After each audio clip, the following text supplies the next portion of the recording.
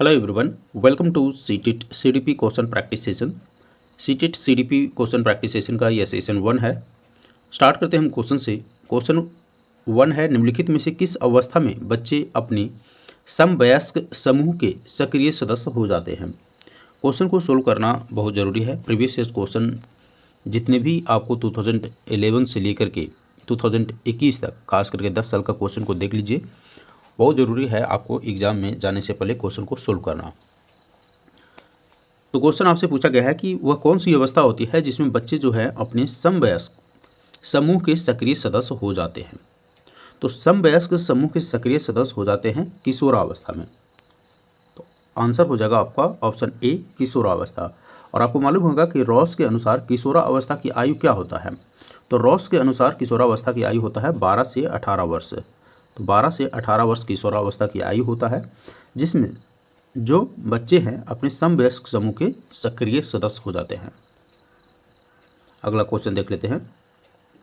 अगला क्वेश्चन है, निम्नलिखित में से किस कथन को सीखने के लक्षण के रूप में नहीं माना जा सकता है।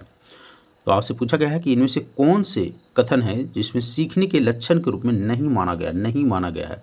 इस चीज़ पर ध्यान दीजिएगा। तो सीखने के लक्षण को नहीं माना गया है, आपसे पूछ रहा है। तो सीखना एक, ऑप्शन 1 देख लेते हैं। सीखना एक ऐसी चीज़ है जो कुछ अनुभवों के परिणाम स्वरूप घटित होता है। तो ये तो बिल्कुल सही चीज़ है। आपसे पूछा है सीखने के लक्षण के रूप में नहीं माना जा सकता है ना। लेकिन पहला वो तो आंसर जो है वो सही है। दूसरा देखते हैं, व्यवहार का अध्ययन सीखना है। चलिए इसको होल्ड पर रखते हैं, व्यवहार का अध्ययन सीखना है दूसरा। तीसरा जो है अनअधिगम को बोलते हैं अनलर्निंग। अनलर्निंग भी सीखने का एक हिस्सा है, तो यह भी सही है। चौथा देखते हैं, एक प्रक्रिया है, मतलब सीखना एक प्रक्रिया है, सीखने एक प्रक्रिया है जो व्यवहार में मध्यस्थता करती है। तो ये भी बात बिल्कुल सही है। तो आपका जो आंसर हो जाएगा वो जगह व्यवहार का अध्ययन सीखना है, यह गलत है, यानी इसको नहीं माना जा सकता है। निम्नलिखित में से किस कथन को सीखने के लक्षण के रूप में नहीं माना जा सकता है। तो आपका आंसर हो जाएगा ऑप्शन बी, व्यवहार का अध्ययन सीखना है। अगला प्रश्न देखिए, अवधारणाओं का विकास मुख्य रूप से डैश का हिस्सा है। तो आपको मालूम होगा कि जो अवधारणाओं का जो विकास है वो मुख्य रूप से किसका हिस्सा होता है। तो मुख्य रूप से अवधारणाओं का विकास बौद्धिक विकास का हिस्सा होता है। तो इस प्रश्न का आंसर हो जाएगा ऑप्शन ए, बौद्धिक विकास। अगला प्रश्न आइए। अगला प्रश्न है, बच्चे के उचित विकास को सुनिश्चित करने के लिए उसका स्वस्थ शारीरिक विकास एक महत्वपूर्ण पूर्व आवश्यकता है। यह कथन, अब यह कथन जो है क्या दर्शाता है। यह कथन गलत हो सकता है क्योंकि विकास नितांत व्यक्तिगत मामला है। ऑप्शन बी है, ये सही है क्योंकि विकास क्रम में, यहाँ सही है कर लीजिएगा,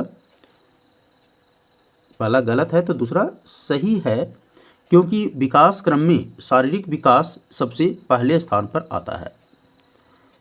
तीसरा में भी सही है कर लीजिएगा, थोड़ा सा यहाँ पर स्पेलिंग मिस्टेक है।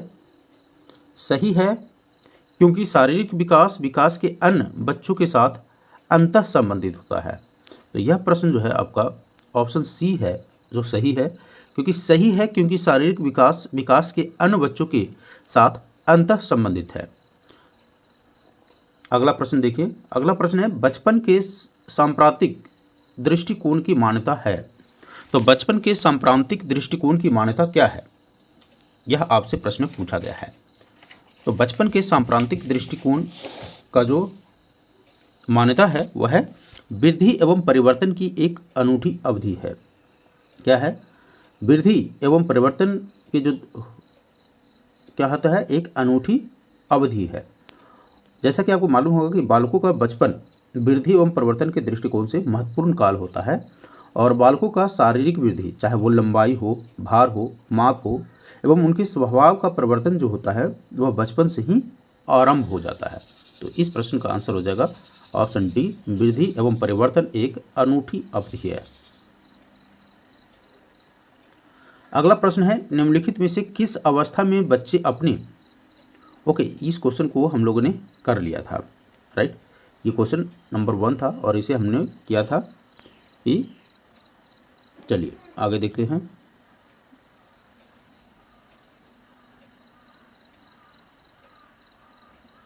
अगला प्रश्न है, हिंदी अक्षरों को बालक किस आयु में पहचानने लगते हैं। अब आपसे पूछा गया कि हिंदी अक्षर जो होता है उसको बालक किस अवस्था में पहचानना शुरू कर देता है, तो वह अवस्था होता है 5 वर्ष की आयु। तो इस प्रश्न का आंसर हो जाएगा 5 वर्ष की आयु में बच्चे जो है हिंदी के अक्षर को पहचानना शुरू कर देते हैं। अगला प्रश्न देख लीजिए। अगला प्रश्न है, गर्भ में बालक को विकसित होने में कितने दिन लगते हैं। तो गर्भ में बालक को विकसित होने में आपको मालूम ही है कि 9 महीने या लगभग एक जो डेट होता है उसको बोलते हैं 280 दिन। तो इस प्रश्न का आंसर हो जाएगा ऑप्शन बी 280 डेज या 9 मंथ भी बोल सकते हैं। अगला प्रश्न, नवजात शिशु का भार होता है। तो नवजात शिशु का जो भार होता है वह अगर देखिएगा तो ऑलमोस्ट 8 पाउंड का होता है। कितना होता है? 8 पाउंड का। और अगर किलो में देखा जाए तो 2.7 केजी से लेकर के 4 केजी तक का होता है। तो यह एक एवरेज भार है नवजात शिशु का, यानी जब बच्चा होता है तो उस समय उसका वजन जो होता है वह 8 पाउंड या लगभग 2.7 केजी से 4 केजी। तो यहाँ पाउंड में पूछा गया है तो आपका आंसर हो जाएगा ऑप्शन सी 8 पाउंड। अगला प्रश्न है, मनोविज्ञान के अनुसार बाल विकास की कौन सी अवस्था सबसे जटिल व कठिन है।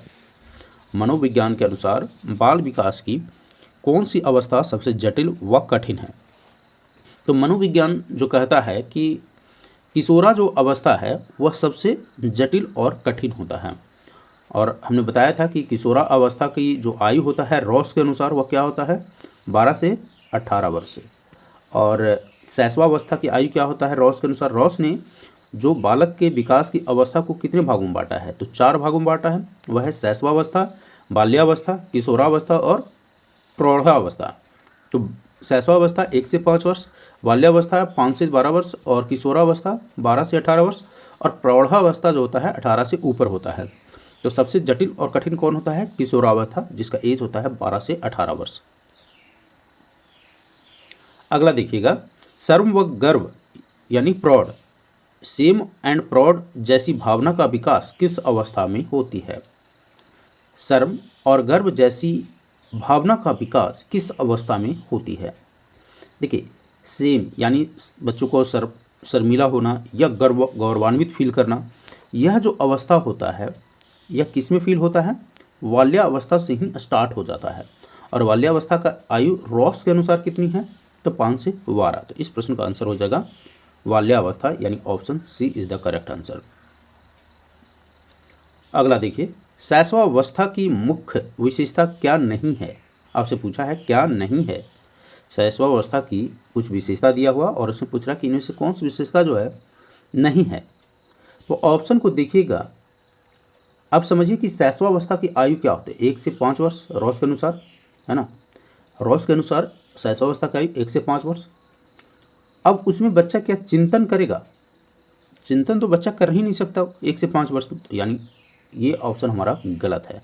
बाकी जो है आपको सीखने की तीव्र प्रक्रिया, जिज्ञासा, अनुकरण द्वारा सीखना, ये सभी बच्चे में होते हैं। अगला प्रश्न देखिए, बाल्यावस्था होती है। अब हमने काफ़ी आपको बता दिया था कि बाल्यावस्था की आयु क्या है, शैशवावस्था की आयु क्या है, किशोरावस्था की आयु क्या है, प्रौढ़ावस्था की आयु क्या है। अब वही चीज़ आपको क्वेश्चन में पूछ दिया गया है कि बाल्यावस्था की आयु क्या है। तो रॉस के अनुसार बाल्यावस्था की जो आयु होती है कितना होती है? 5 से 12 वर्ष तक होती है, यानी option C will be the correct answer. अगला प्रश्न देख लीजिए, विकास में वृद्धि से तात्पर्य क्या होता है। विकास में वृद्धि से तात्पर्य क्या होता है। तो विकास में वृद्धि से तात्पर्य होता है आकार, सोच, समझ और कौशल में वृद्धि।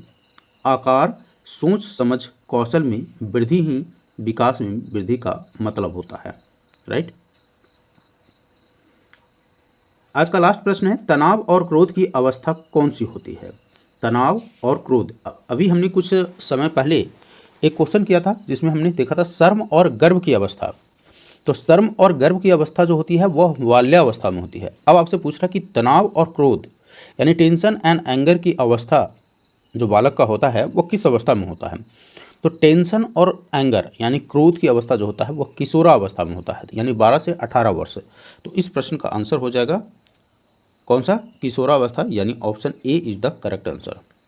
सो आई होप यह प्रश्न आपको अच्छे लगे होंगे।